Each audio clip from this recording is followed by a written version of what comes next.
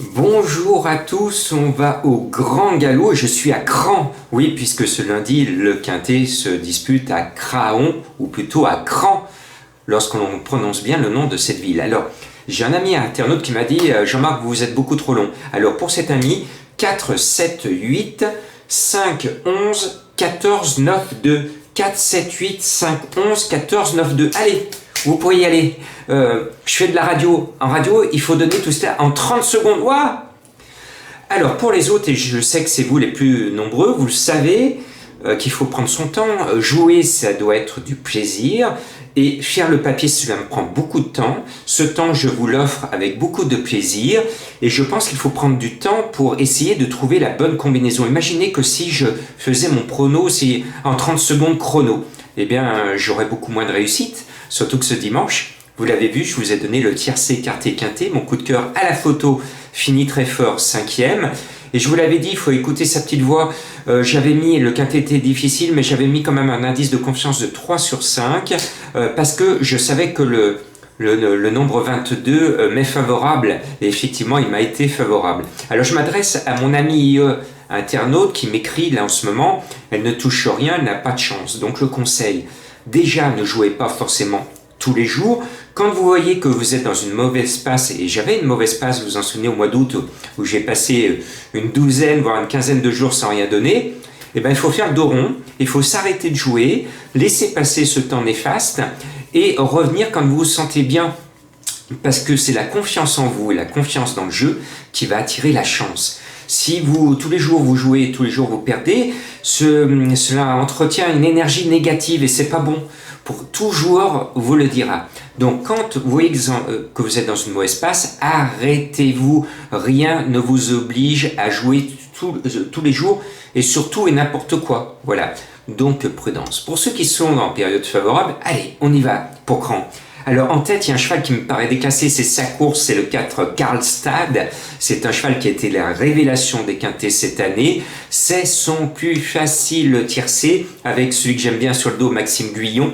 Eh bien, je pense qu'ils ont tout pour l'emporter. En plus, mon distance marathon, 3000 mètres, mais le 4 au départ sur un hippodrome tourniquet, c'est quand même pas mal. Il va falloir être drôlement fort pour battre ce numéro 4. Moi, c'est une bonne base. Et regardez mes bases solides. 9 fois à l'arrivée sur les 9 derniers quintés disputés. Du 100% de réussite pour ma base solide. Ma base moins solide, là, elle vient de faire 3 fois à l'arrivée. Et par exemple, ce dimanche, c'est le conseil de jeu régulier. Je vous ai dit, vous prenez mes deux bases, champ réduit au tiercé de mes deux bases avec les 6 autres chevaux de ma sélection. Au tiercé, cela vous fait 6 €. Bien là, vous aviez un petit espoir de gagner quelques sous avec seulement 6 €. Regardez le rapport du quintet, vous verrez que c'était tentant de suivre cette méthode. Vous pouvez également jouer en 2 sur 4 mes deux bases ou en couplet. Voilà. Après, un autre cheval qu'il faut à tout prix racheter, c'est le 7 Menuetto. Ce cheval m'a donné raison, elle a gagné facilement son tiercé. Et puis ensuite, elle s'est comportée comme un bon cheval de handicap. Quand on gagne son quintet, il faut s'empresser de décevoir après. Bon. Mais là, quand même, le lot est largement dans ses cordes.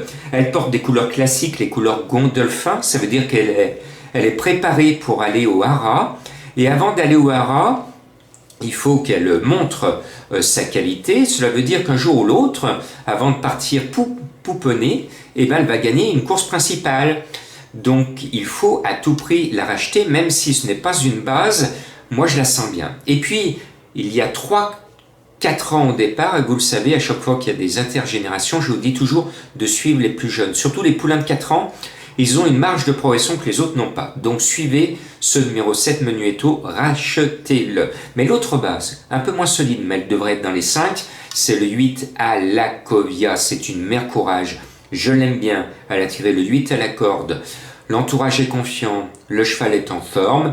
Elle ne va pas gagner, mais elle sera encore une fois dans les 5. Donc bonne base d'appui. Et puis, la vie, c'est comme une boîte en chocolat. On ne sait jamais sur quoi on va tomber. Vous m'avez deviné? J'essaye de vous tendre la perche pour trouver le numéro 5, Magical Forest. Allez, cours, Forest, cours! Eh bien, c'est un cheval qui m'a fait plaisir cette année, qui a gagné, qui a démontré également du talent. Cette course est largement à sa portée, 5 à la corde, et surtout Bachelot, son jockey, est à l'arrivée de cette course à chacune des éditions. Donc ce jockey est en réussite, l'air de Cran lui réussit, il est sur Forest et il va courir fort. Voilà.